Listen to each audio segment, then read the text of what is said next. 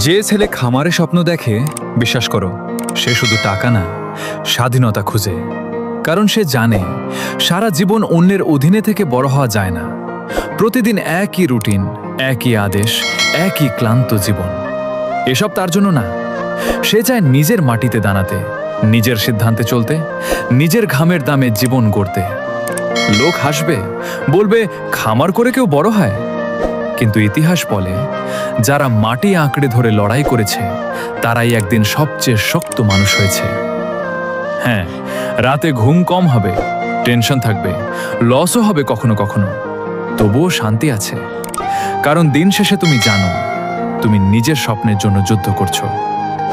মনে রাখো, একদিন এই ছোট খামারটাই তোমার সবচেয়ে বড় পরিচয় হবে।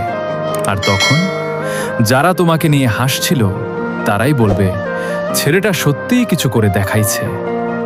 হাই, আমি ফার্মার অশোক। যদি আমার ভিডিও তোমাদের ভালো লাগে আর তোমাদের ফার্মের স্বপ্ন গড়ে তুলতে সামান্য হলেও সাহস দিতে পারি, তাহলে ফলোটা করে রেখো, কেমন?